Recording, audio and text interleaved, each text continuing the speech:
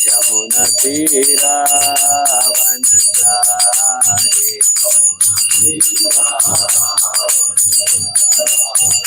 Hare Krishna Krishna Krishna Hare Hare Hare Rama Rama Rama Hare Hare Hare Krishna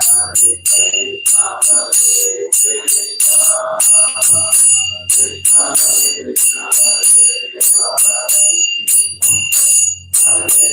Rama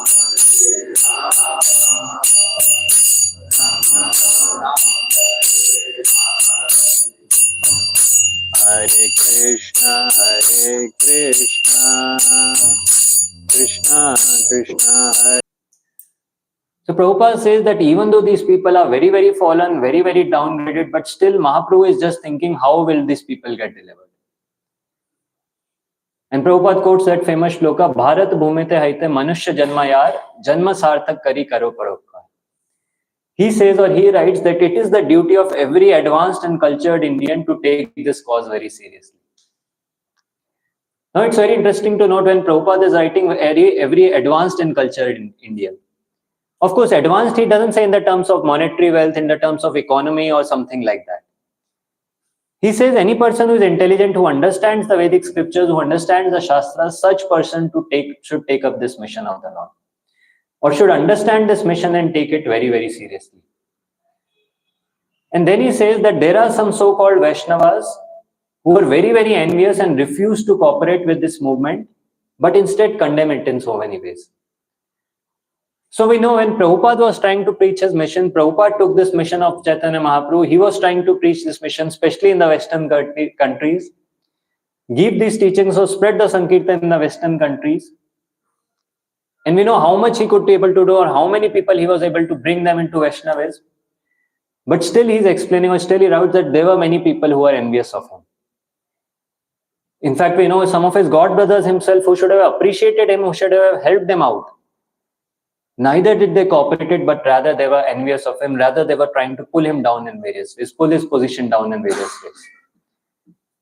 And Prabhupada says that we are very sorry to say that these people try to find fault with us, being unnecessarily envious of our activities, although we are trying our best to the best of our abilities to introduce the Krishna consciousness movement. So this is what he explains, that this kind of mentality of criticizing others who are trying to do something. This is a common mentality that is seen in people. First of all, they won't try or they won't make any effort to do something, and when others do, they try to criticize. Even we have seen when we go for book distribution, when we try to distribute books. Just yesterday it happened, we were distributing books in one place, and then one person came up to us.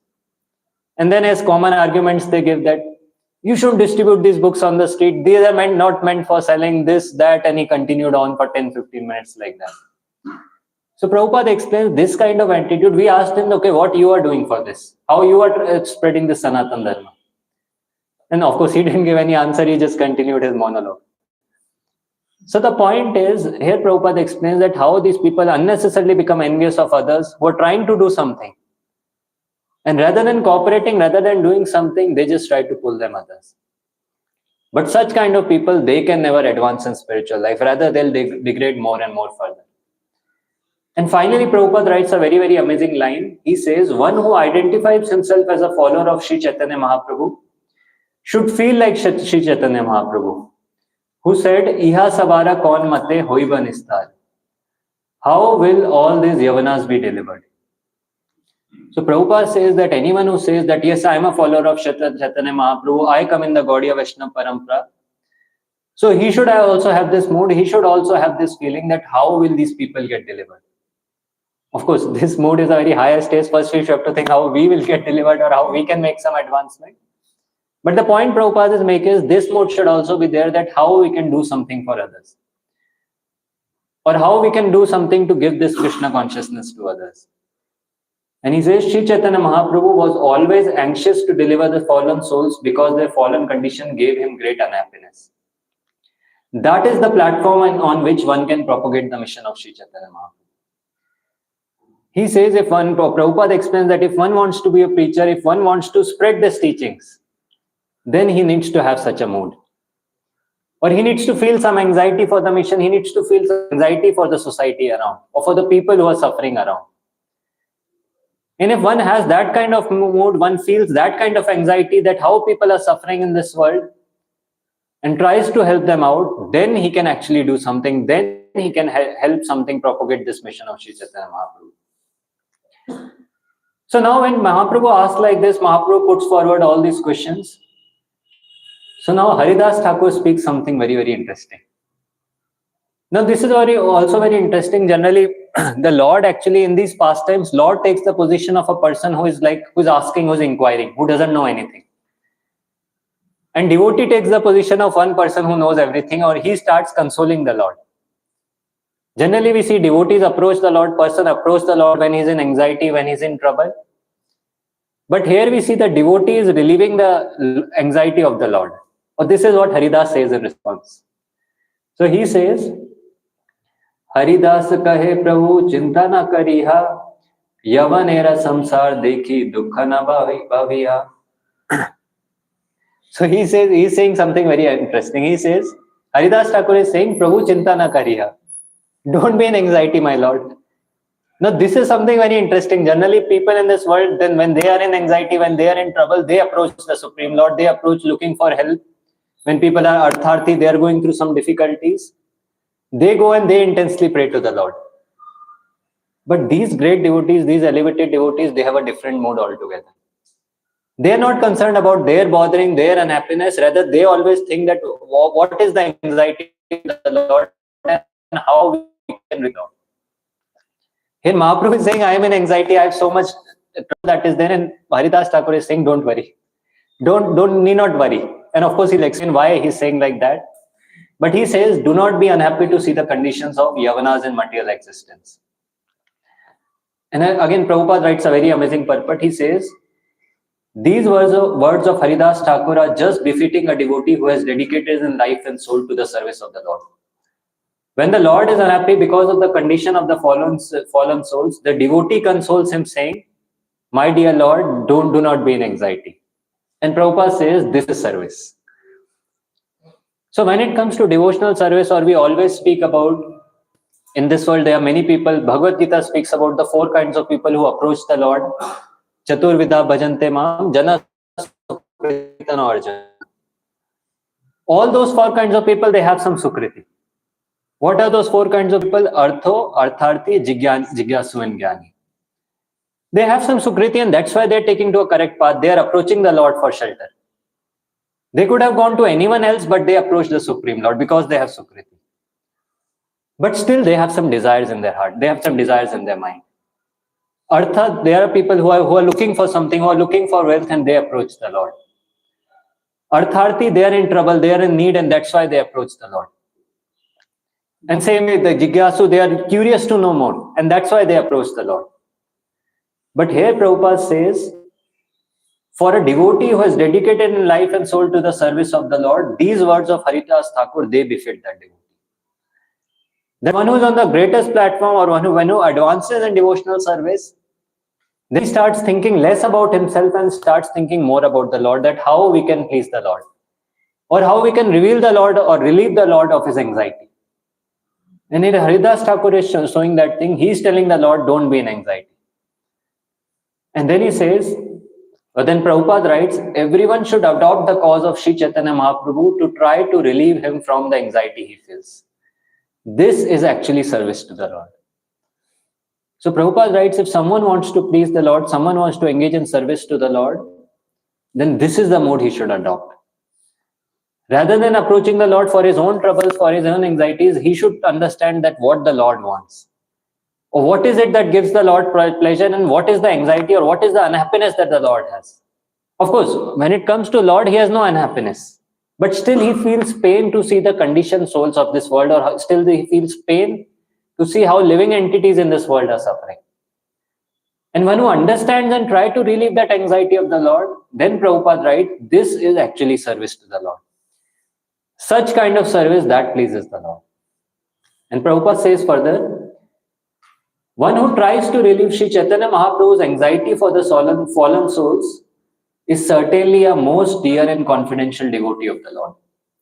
And then he says, to blaspheme such a devotee who's trying his best is the greatest offense. So any person who's engaged in the Sankirtan movement, who tries to spread the glories of the Lord, with this thing in mind that this will please the Lord, or this is something which is very pleasing to the Lord, then such a person becomes very, very dear to Sri Chaitanya Mahaprabhu. And anyone who blasphemes, anyone who criticizes such person, then such a person falls down, or then such a person is considered as the greatest offender. So now Haridas Thakur, he continues. First he says, don't worry, my Lord. So now he's not just giving blind assurances, just like that he's saying, don't worry, I'll take care of something. He's explaining why not to worry. Or how will these people actually get delivered? Of course, Chaitanya Mahaprabhu knew everything, but now through Haridas Thakur, he's explaining the glories of the holy name. He's explaining that how even these Yavanas can get delivered in this age. And then Haridas Thakur, he says, Yavana sakalera mukti habe anayase haram haram bali kahe nama bhase. He says that even these Yavanas who are there, even though they are meat eaters, even though are very, very fallen in their condition, or very, very fallen in their condition, very, very degraded people, but even these people have one good quality. And what is that good quality? That they have something whenever they have these animals which they compare untouchable or very, very abominable. They're just like pigs, they considered pigs as very abominable. So whenever pig approach them or whenever such animals come near them, they start explaining haram, haram. Haram, they say haram means this is very abominable, get up. Haridas Thakur is saying that just by chanting, because if we divide it, it's haram. And just by chanting this haram or oh Lord Ramchandra, even though they don't understand, they don't chant it, they don't call out to Lord Ramchandra. They might not even be knowing who is Lord Ramchandra. But he's saying that just by chanting this, they will very easily be delivered by this Namabhas. Why this Namabhas? Because they are not doing this for some sense gratification. They are not doing this with some motive in mind. They just out of seeing that animal, they chant haram, haram. And then Haridas Thakur, he says, Mahapreme bhakta kahe haram harama yavanera bhagya dekhe laye se nama. He says Mahaprema Bhakta means Haridas Thakur is saying the devotee who is very, very advanced. He out of his love and affection for the Lord, he out of great spontaneous feelings for the Lord, he cries like that, he says like that, oh Lord Ramchandra, or he says haram, haram, calling out to Lord Ram. And he says, just see the great fortune of these Yavanas. Just see how much great fortunate that they are. That even though they have no such intention, no such desire, but they also chant haram. Or involuntary, they also end up chanting haram. And now Prabhupada explains something very nice, that how just by the chanting, even though they are not doing it meaningfully or purposefully, still they'll get benefited. And he gives the example of the child touching the fire. Just like a small child who doesn't know how the fire acts or how the fire works, and he puts his hand in the fire. So even if he knows or not, the nature of the fire is to burn. Even if a child puts his hand without knowing, the fire will burn him. And same way Prabhupada writes that this is the name or this is the nature of the holy name of the Lord. A person may know, a person may call out haram meaning abominable, or devotee may chant the names of the Lord referring to the Supreme Lord. In both the cases, this word acts, or this word or this holy name of the Lord acts like fire, and it burns all the anarthas, all the sins of the living entities, and purifies that living entity. He says the holy name of the Lord always acts, even when the holy name is chanted without reference to the Supreme Lord. Yavanas utter the holy name in a different attitude than devotees, but the holy name is so powerful that it acts anywhere whether one knows it or not. So Haridas Thakur, when Mahaprabhu had asked Haridas Thakur, what is the hope for these Yavanas, what is the hope for his Malechas? Haridas Thakur is giving him assurance, don't worry, they also chant haram, they also chant like this, and they will also get delivered just by that inattentive chanting, or just by that offenseless chanting. Not because of their qualification, but the holy name is so potent. But the holy name has so much power that someone chants it without offenses, that person will get delivered. And then Haridas Thakur starts giving examples. Because someone may say, how is it? Give me some examples. Where has it happened? How is it possible? Then he starts giving few examples. First he says, Yadyapi anya sanketa anya haya nama bhasa tathapi namera teja nahaya vinasha. He says that the chanting of the holy name, even to indicate something other than the Lord, even that is an instance of namabhas. In tathapi namera teja nahaya vinasha. Even when the holy name is chanted in this way, its transcendental power is not destroyed. So namabhas means when the name is chanted without knowledge, without intention. Someone chants like that, but offenselessly, without any offense. Even such a name has a power to destroy all his sins and liberate that person. And here Haridas Thakur, he starts giving some examples. So he gives one instance which comes in the Narsimha Puran.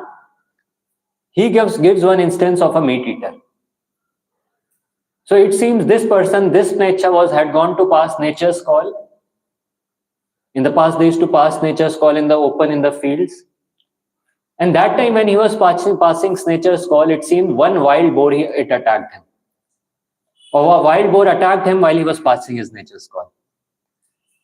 And that time, because these people are accustomed to chanting haram, haram, as soon as the boar approached him, boar attacked him, he started chanting haram, haram. And the boar actually attacked him, then the person died. But even that person who cried the names of the Lord at the end of his life, chanted the names haram, haram, because that was offenseless chanting, Haridas Thakur says that person attained liberation. Or Haridas Thakur quotes from the Narsimha Puran, giving this evidence that even that person attained liberation. And then he says, what then to speak of those who chant the holy name with veneration and faith? When this person chanted the holy names without any knowledge, without any reference, and still he attained liberation, then what then to speak of those who understand the meaning of the name and chants it thus? And then Haridas Thakur gives further and further more examples. He gives this example of the Mlecha. He gives the example of Ajamil, the pastime we have in Bhagavatam, where Ajamil, who was a Brahmana in his young age, but later fell victim to the prostitute, and engaged in all kinds of abominable activities, engaged in all kinds of sins. But at the end of his life, he called out the name of his youngest son, Narayana. And just by chanting these 4 syllables, Narayana, and he was liberated. All the Yamdutas were not able to capture him, and the Vishnu Dutas protected him, and he attained liberation. And this is how Haridas Thakur started explaining the glories of the holy name, that even for these Yavanas, even for these Mlechas, there is a hope, or there is a way they can be delivered. And then he says, Namera akshara sabera eita swabhava vyavahita haile na chade apana prabhava. Which means, Namera swabhava, the letters of the holy name have so much spiritual potency that they act even when uttered improperly. Even when they are not pronounced correctly, when the grammar might be incorrect, but still these holy names act. But here there is a very nice purport which has been given by Srila Bhaktisiddhanta Saraswati Thakur. Prabhupada quotes this purport to explain what is the meaning of all this. Does this mean any person chants the holy name, he'll get delivered? Because now everyone sitting here might think we are also chanting for a long time, nothing happened as such. So how is that? What is the meaning that how these people were getting delivered? And when we say that even if it's improperly chanted, it has spiritual potency, what is the meaning to this? So Bhaktisiddhanta Saraswati Thakur, he tells that when this word vyavahita or improperly uttered is used, it is not referring to the mundane vibrations of the letters of this alphabet. So there is something called as spiritually vibrating the holy name, and there is something called as mundane vibrations. And the difference between the two is the mentality of the person who is chanting the holy names. So he explains that for the sense gratification of materialistic persons, when they chant the holy names, that is not a transcendental sound. If someone has that mood that I'll chant the holy names for enjoyment, for getting some wealth, for getting some respect or some material benefits out of it, then the holy names becomes material, then it is not a transcendental vibration. Such vibration won't help the person advance in spiritual life. Of course, it will produce its results because the chanting of the holy name is powerful, but it will not produce its results very soon. It will produce its results after a long, long time. So he says that utterance of the holy name while one engages in sense gratification is an impediment of the path towards achieving ecstatic love for Krishna. So even though the holy name is very glorious and even one utterance is so powerful that these examples given in the Vedic scriptures, we should understand these examples are given not to highlight or not to lower down the position of the process of bhakti. These examples are given to glorify the power of the holy name. That the holy name is very, very powerful and it is very, very potent. But at the same time, there is a qualification that is also needed. And that qualification is the mood of the person. For these personalities who chanted the holy name, they were not aware about anything. They just chanted the holy name in a different way or with a different intention. But Bhaktisiddhanta Saraswati Thakur says that even if a person knows everything and still he chants with some sense gratification desires, with some materialistic desires, then the holy name won't have its effect, or then the effect won't be visible very soon. He says that this utterance of the holy name for those people who are engaging in sense gratification is like an impediment, it's like an obstruction that is there. And then he says, on the other hand, if one is eager for devotional service and that person utters the holy name, even partially or improperly, the holy name which is identical with the Lord exhibits its spiritual potency. So when we are saying it's not uttered properly means even if the pronunciation of the person is not correct, even if the way the person pronounces is not proper, but his mood is proper, he understands why he's chanting and he wants to advance in spiritual life, then the holy name will act, or then the holy name will actually show its own potency. And that's what he says. Thus, due to his offenseless utterance, the person gradually awakens his dormant love of Krishna. And now Haridas Thakur is giving some examples from the scriptures. So someone may ask, when we say that the holy name is uttered improperly, what are the examples? What do you mean by this? What are the improper utterances that a person can do and still he can advance in spiritual life? So Haridas Thakur quotes one verse, or Haridas Thakur quotes one verse from the Padma Puran, which has also been quoted by Sanatan Goswami in the Hari Bhakti Vilas, to explain the meaning of this, that explain the meaning of improper utterance of the holy name. And he gives two examples. So Sanatan Goswami, he gives two examples. One example is given of this word, or he quotes these two words, halam riktam. He says that if someone pronounces these two words, halam and riktam, now seeing individually they have no meaning. But now here Sanatan Goswami explains something very nice. He says halam in the beginning it begins with the word ha, and riktam in the beginning it begins with the word ri. So he says even if someone is saying halam riktam unknowingly, but since there is ha in that and ri in that, that is counted as hari. Or he says that even though the holy name are separately pronounced, but nevertheless the holy name will act because one somehow or the other utters the word hari. So when it is said that the improper utterance of the holy name, this means this kind of grammatical mistakes if a person is making, or if a person is chanting the holy name without any proper knowledge, still the holy name will act. But still that doesn't mean if a person has some wrong intention in his mind, or if he does some offenses on the strength of the holy name, no, that won't be relieved, or that kind of offenses won't help him advance in devotional service. And he gives another example. Now, specifically why these two words are chosen, I don't know, but they might be having some significance. So Sanatan Goswami uses another example of two words. He says Raja Mahishi. So yeah, Raja Mahishi, Raja begins with the word Ra, Mahishi begins with the word Ma. Again he says, these two syllables Ra and Ma appear in two separate words.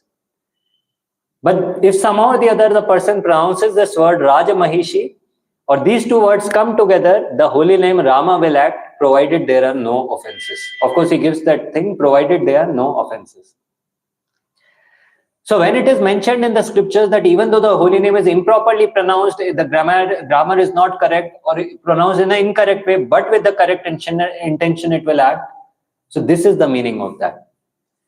This is the meaning that a person doesn't understand the importance of somehow or the other he pronounces. Still the holy name will act. And he says, that the holy name is so powerful that it must act. But when one utters the holy name with offenses, its action will be delayed. Not immediate, although in favorable circumstance, the holy name of the Lord acts very quickly.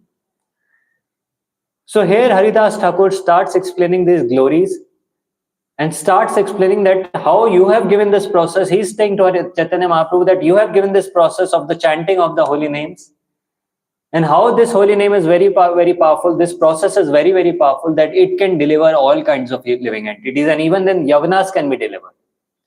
And he goes on further. He says that if one offenselessly utters the holy name, even imperfectly, one can be freed from all results of sinful life. So when we are saying imperfectly, means these kind of mistakes, but the name has to be offenseless, name has to be sin or without any sinful activity. Then the person becomes freed from all reactions of sinful life. And then many comparisons are given. He gives the comparison, or he gives the glory of the holy name in verse 63. He says that even a faint light from the holy name of the Lord can eradicate all reactions of sinful life. Which means even the Namabhas utterance, where the person is not still on the pure holy name, even that faint light can give or can relieve the person of all kinds of reactions of sinful life, and the person can get liberated. That is the glory of this holy name. And then he talks about it, gives the example of Ajamal and few other examples. So finally, when Mahaprabhu hears all this, or Mahaprabhu hears these descriptions of the holy name, it's described, he becomes very happy. Of course, he knows everything. He knows the glory. He is the one who propagated the Sankirtan. But just by hearing the glories of the holy name from Haridas Thakur, Mahaprabhu becomes very happy. And it's given, Shuniya Prabhura Sukha Badaya Antare Punarapi Bhangi Kare Puchayetana Hare. As Shri Chaitanya Mahaprabhu heard this from Haridas Thakur, the happiness within his heart increased. But as a matter of course, he still inquired further. So when Haridas Thakur, or when Mahaprabhu heard all these great glories, he became very, very happy. But just to know further, or just to inquire, just to reveal the glories of this holy name even further, he further inquires from Haridas Thakur. And then he says, Prithvita Bahu Jiva Stavara Jangama Iha Sabara Ki Prakare Haiba Mochana. Now Mahaprabhu is speaking even something more. First he asks about the Yavanas, that how will these personalities get delivered. And Haridas Thakur says, don't worry, just by chanting Haram or just by chanting these things, these people will get delivered. Now Mahaprabhu is asking about other living entities. He says, Prithvita Bahujiva, in this Prithvi, in this land, in this earth, there are many, many living entities who are there. There are the trees who are there, there are the plants who are there are the insects who are there.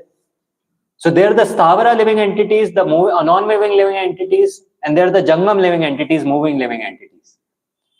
And Mahaprabhu is asking, what about all this? What about all these living entities? How will they get delivered? And now Haridas speaks even something further. He speaks the glories of the holy name even further. He says, Haridas kahe Prabhu se kripa tomara stavara jangama aage kariyach nistara. He says that even these moving and non-moving living entities, even they will get delivered by your mercy, because you have already granted your mercy. Now someone may ask, how has the Lord, or Mahaprabhu may ask, how have I granted my mercy? What do you mean by this? Then he speaks something about the glories of Sankirtan. Then Haridas Thakur says, Tumi e kariyacha e ucha Sankirtana sthavara jangamera se haita shavana. You have loudly chanted the Hare Krishna Mahamantra, and everyone moving or not moving has benefited by hearing it. He speaks these living entities, even though they might not be able to chant the Hare Krishna Mahamantra, even though they might not be able to personally participate in the Sankirtan, but just by loudly chanting the holy names, or just because Mahaprabhu chanted the holy names very, very loudly, and these personalities, they heard it, these living entities, they heard it, they have got delivered already, or they have benefited by hearing this. And he continues. He says, Suniya jangamera haya samsara shaya sthabare se shabda lage pratidhwani haya.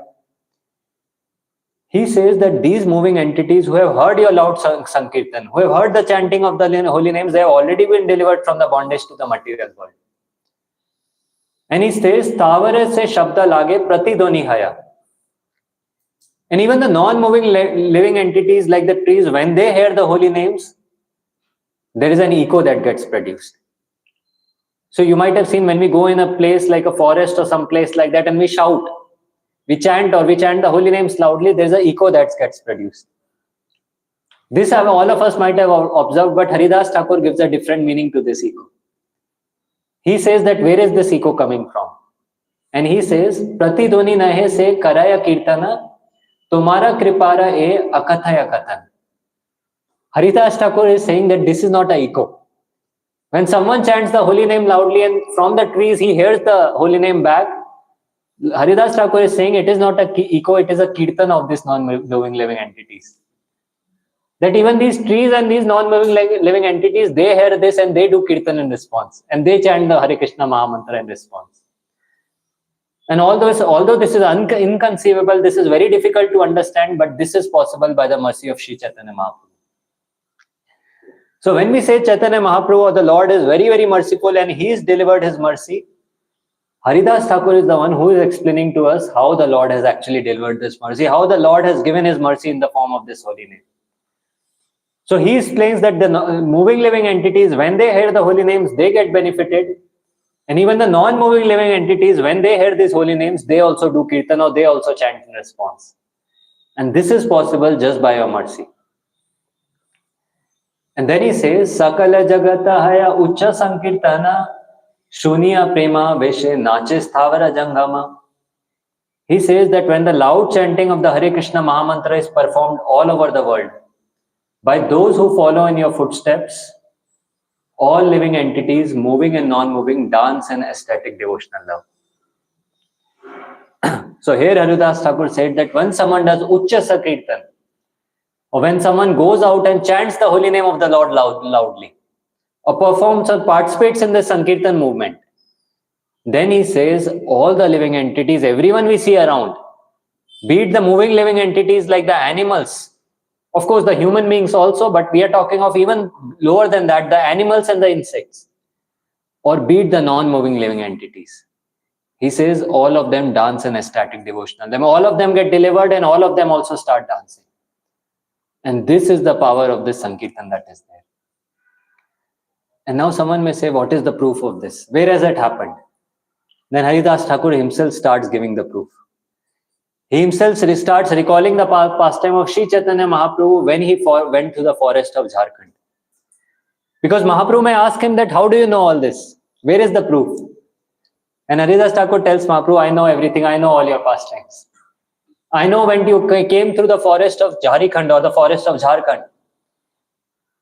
And when Lord traveled to the forest of Jharkhand alone, along with one of his servants, and he was chanting the holy names of the Lord, it's described all the moving and living entities, non-moving living entities, they became ecstatic.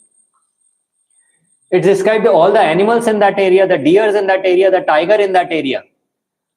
All of them came together and they started chanting, Hare Krishna, Krishna Krishna, Hare Hare, Hare Ram, Ram Ram, Hare Hare. All these animals, they came together. Now generally it's seen that when deer and tiger will come together, only one will remain. But now they came together and all of them together started chanting the Hare Krishna Mahamantra, together started participating in Sankirtan. And that was the glory of this holy name. That's how the entire enviousness of these animals, because generally these animals are envious and that's why they end up eating other living entities. But just by the chanting of the holy names, all the enviousness within their heart was removed. And description even goes on to say that the deers and tigers came together, started kissing each other and rolling and chanting the holy names of the Lord. And this was the power of the holy name. And Haridas Thakur is telling to Chaitanya Mahaprabhu, I know all this. Balbhadra Bhattacharya, your servant, has already told me all this. So I know the power or I know the glories of the holy name altogether. And then he gives further examples. He gives examples of Vasudev Datta, who was another devotee of Lord Chaitanya Mahaprabhu, another great devotee, who prayed to the Lord for the deliverance of all living entities. And how Lord, in his response or just to fulfill his prayer, delivered all the living entities. And that's why we understand that Mahaprabhu's mercy, or that's why that example is given of the Ganges. That Mahaprabhu's mercy is just like the flowing Ganges. it will automatically flow. It will automatically reach more and more people. And as Prabhupada explains in different purports, that this Krishna consciousness movement will automatically expand. The prediction is there in the Vedic scriptures that it will keep on expanding till the next 10,000 years. Only thing is that if we participate in this Sankirtan movement, we can also wash our hands. Just like the Ganges is always flowing, but if we wash our hands or if we worship the Ganges, we can get benefited. Same way, when someone participates in the Sankirtan movement, he's the one who will get benefited, or he's the one who will advance in spiritual life. So when we go out for Sankirtan, we should not think that if we don't go out, or if we don't do this, it won't happen, or it won't happen. Of course, it will always happen. But then we should understand, if we participate in this activity, I will get delivered, or I will advance in spiritual life. Or it will be for my benefit that it will happen.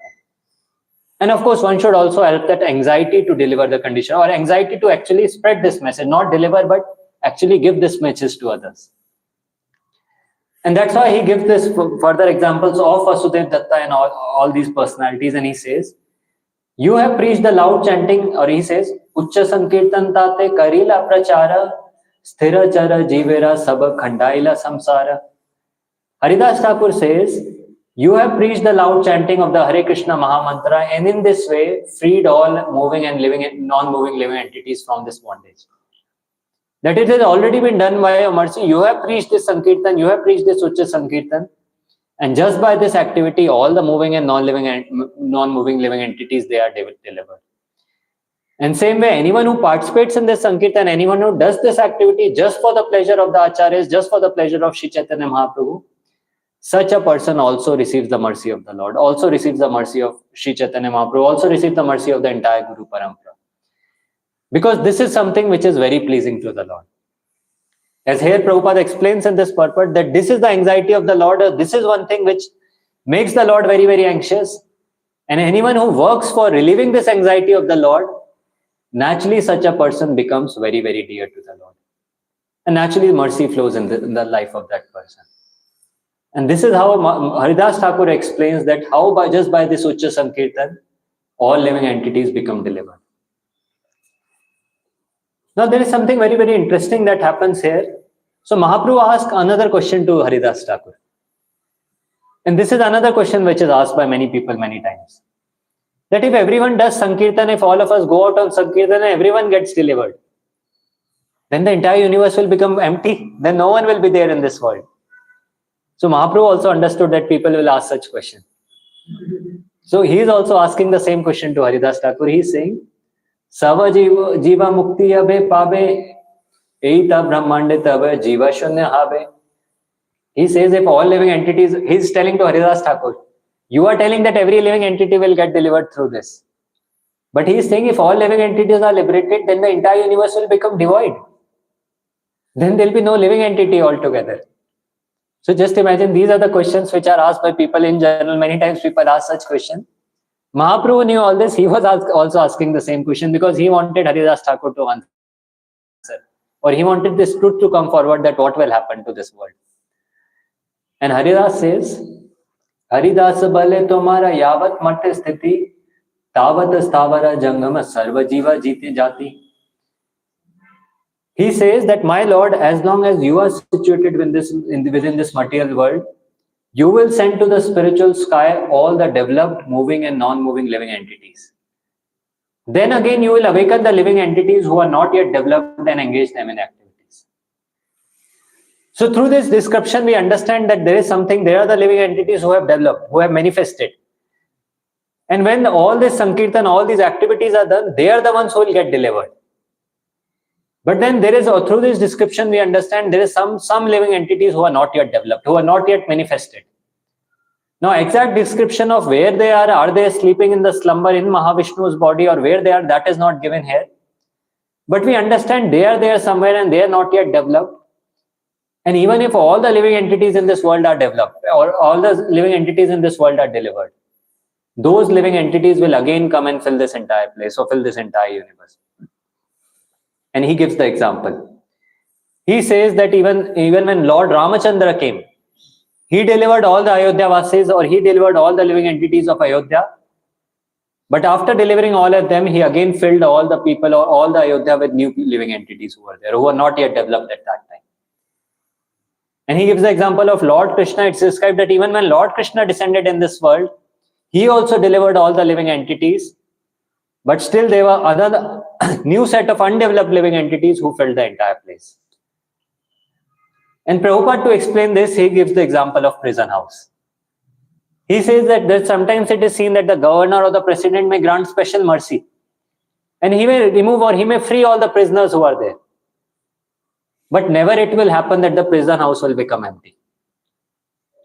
There will naturally be criminals, there will naturally be some people who will go against the activities or against the injunctions of the government, and they'll be again put into the prison house. That's why never it is seen that there is vacancy in the prison house or there are people that are needed in the prison house. Always it will be always full. And same way Prabhupada explains that naturally living entities in this world, naturally there will be some living entities in ignorance and they'll fill this world. Even after deliverance of all living entities, there will be others who will fill this world. And he explains, and that's why these kind of people, they need not worry that what will happen to this world, how will this world continue if everyone is delivered. And further the description continues. And Haridas Thakur, he explains, or Haridas Thakur keeps on glorifying the holy name.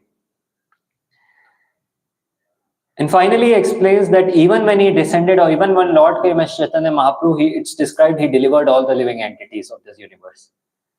And that's why we can understand through this description that none of us was present at that time. Because that time everyone was delivered, and then there were other living entities, another set who was again reinstated in the place. And finally, to explain, when Lord heard all these descriptions, he became very, very pleased. And he says, Manera santoshe tanre kaila alangana bahiye prakashita e saba karila varjana.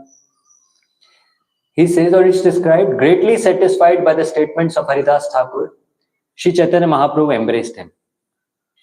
So hearing all these glories, hearing all these descriptions, Mahaprabhu became very, very pleased. And he embraced Haridas Thakur. But then it's explained, Bahiye prakashita e saba karila varjana. Outwardly, however, he avoided further discussions on this matter. Because Mahaprabhu came for a specific purpose, he came as a devotee and he was a Channa avatar. He didn't want to reveal his identity. So even though when he heard all this, he was very pleased by hearing all these descriptions. But outwardly, he tried to change the discussion, or he tried to avoid discussing this further. And that's why the next verse, Krishnadas Kaviraj Goswami very nicely explains, Ishwara sabhava aishwarya chahe acha dite, bhakta dani lokaite nare hayata vidite. He says, this is a characteristic of the Supreme Lord. Although he wants to cover his opulence, he cannot do so before his devotees. This is well known everywhere. Even when the Lord descended as Chaitanya Mahaprabhu, he didn't want to glorify himself as the Supreme Lord or himself as the deliverer of the living entities. But even though he wanted to hide himself, his devotees knew everything and his devotees revealed everything. Or they could understand that he is the Supreme Lord himself. We see a similar description in the discussion between Chaitanya Mahaprabhu and Sanatana Goswami, where Chaitanya Mahaprabhu is having a discussion with Sanatana Goswami. And Sanatana Goswami is describing that how the Lord comes in different avatars and different yogas. And then Sanatana Goswami, just like an innocent person, he is asking Mahaprabhu that we heard that even in Kali Yuga, the Lord comes as a Channa avatar. Lord comes in the Pita Varna, in the golden color that is there. Oh Lord, who is that incarnation who is there?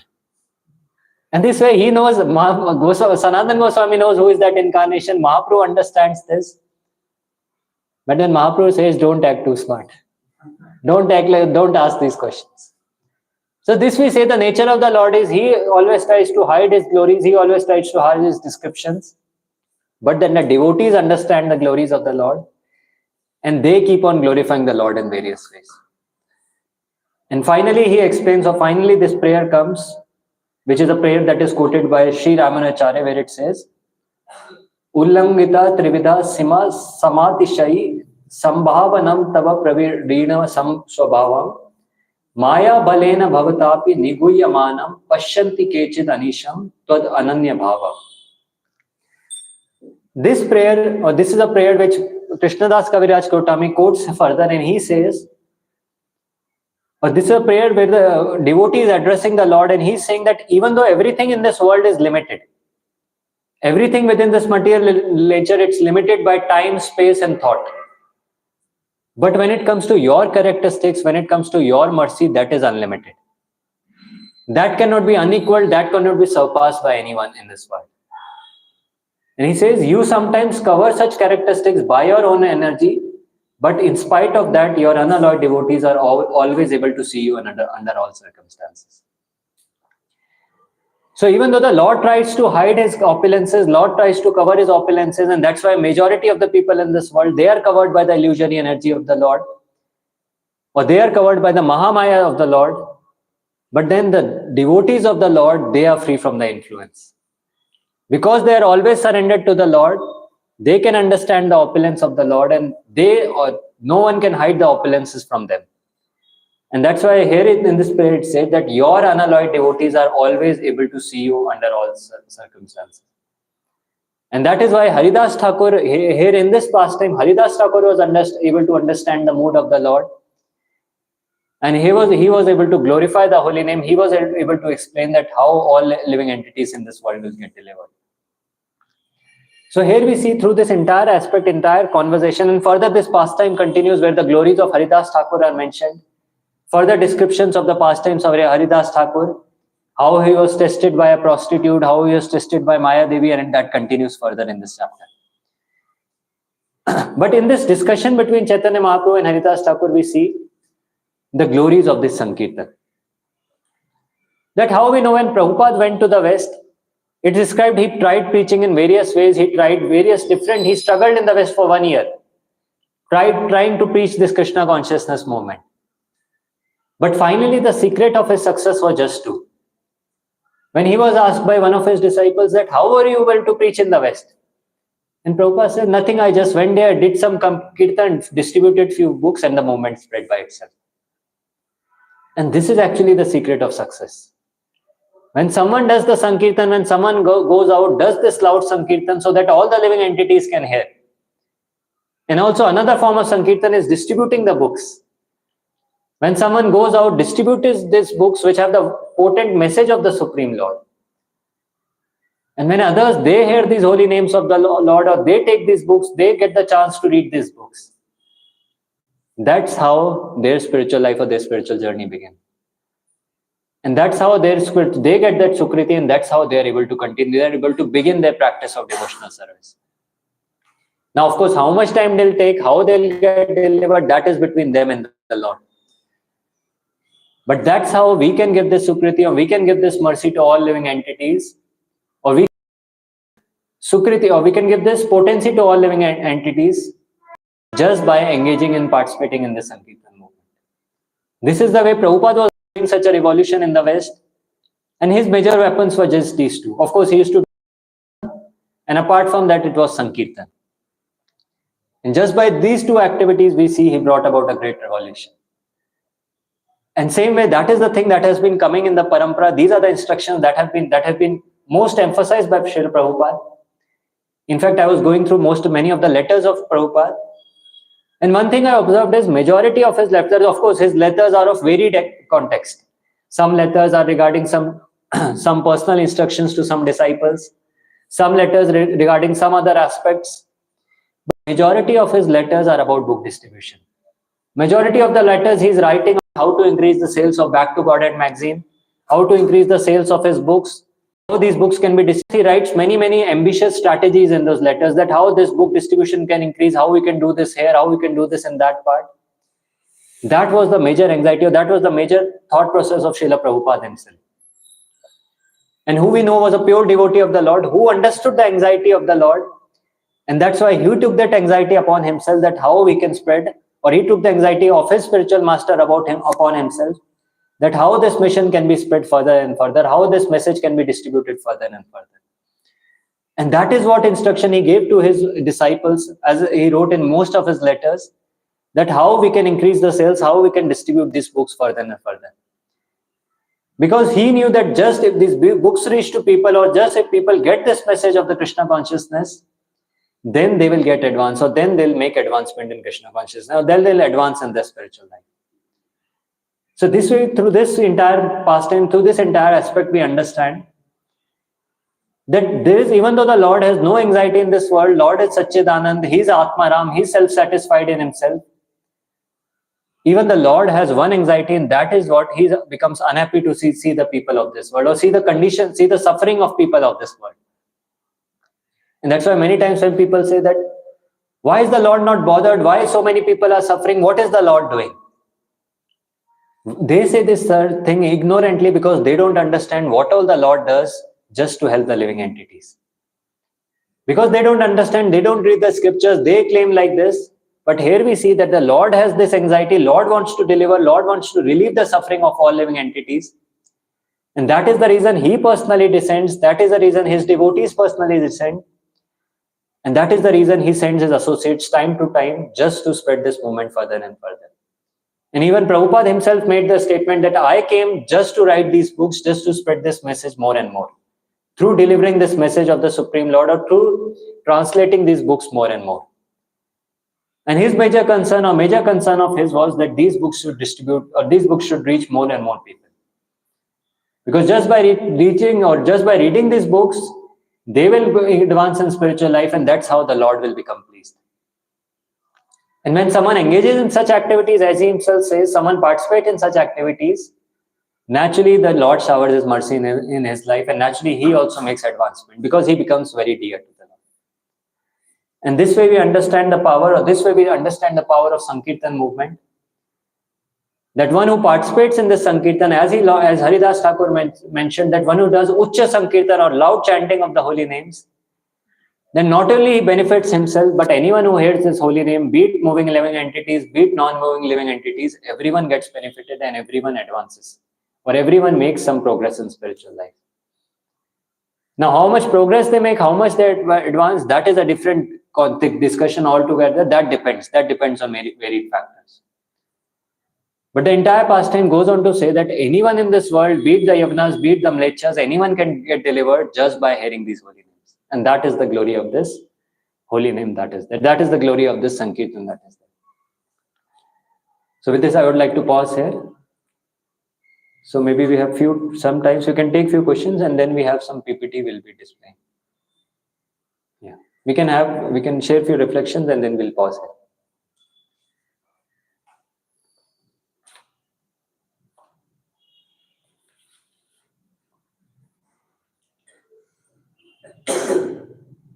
Hare Krishna.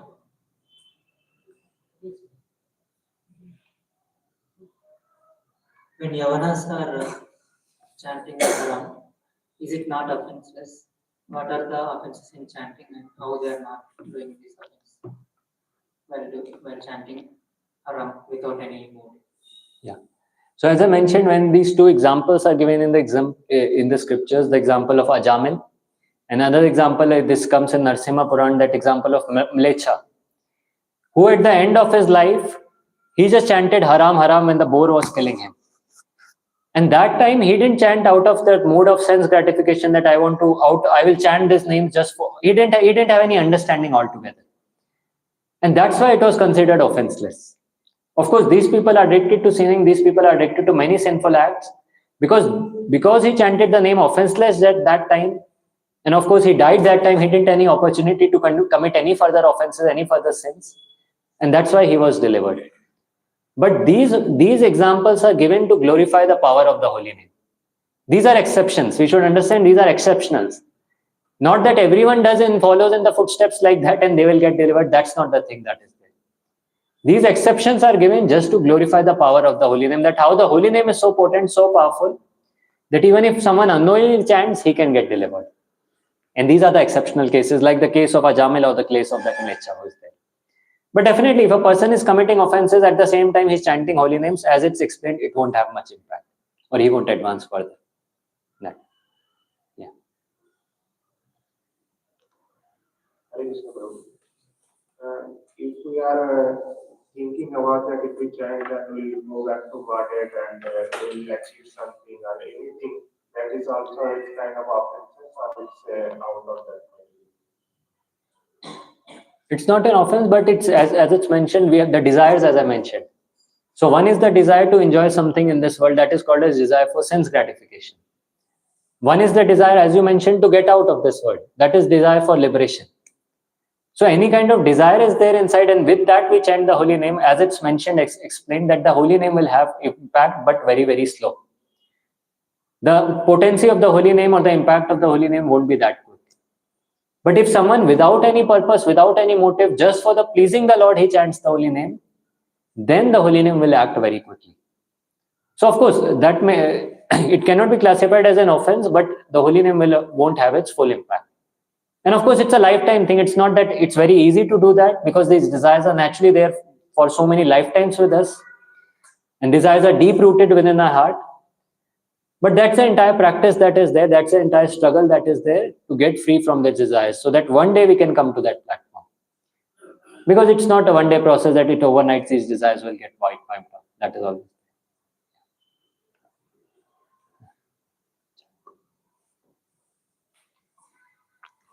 Okay, we'll take the last question and then we'll have the PPT. Hare Krishna, Prabhuji. Prabhuji, you have emphasized on the point of having Sankirtana. So, Prabhu, my question is that as we can see from the history of our movement, that slowly the Sankirtan or traveling Sankirtan bus party has been declining ever since. So, how exactly we can encourage new devotees to take the full-time Sankirtan, or how do we make them full-time Sankirtan devotee? What are the things that we have to take care in order to make more and more Sankirtan devotees? So when we say declining, so it's not exactly that it is declining, but the ways have changed. Like Sankirtan, in the way when we go out, when we preach to people, when we do systematic preaching, when we are engaging in different activities, we are trying to make them devotees. So that is also a way of Sankirtan. Of course, one way was going out and doing chanting the holy names. That is also one way. This is also another way. So the ways might differ, but the activity has to remain the same. The preaching has to happen. Other people should get benefited by the holy name. And when it comes to Sankirtan, also it is happening. There are many traveling parties still. There are many people who are going out for food distribution in these activities. There are many buses which travel. Full bus party, I think it is different because now we hardly see much in the street doing Sankirtan. This is what I heard from the senior locals. Yeah, that is there. That's what they also express their concern that should be revived or that should be increased. But definitely this power, because this process has been given by Prabhupada, it has its potency. Naturally, how to increase that is a very global question that I cannot answer, that how we can do that. But definitely the point is that this Sankirtan is a very powerful activity, and that has to be performed. Now, the more one performs this, then that will help others and that will help ourselves also. And that's why even in the limbs, even recently when one devotee had come who had been doing book distribution for last 35 to 40 years, he was also sharing the same thing. That this is the most powerful method of Sankirtan yoga is distributing books or distributing the holy name. Or I should say distributing books or engaging in Sankirtan. Because this way a person gets very, very fastly purified and he advances very further. What we see in the case of Prabhupada disciples. Of course, now due to varied services, it has reduced a lot. But naturally, it has to be revived, or it should be revived. That is there. Okay, we'll pause here. Thank you, Prabhuji, for such a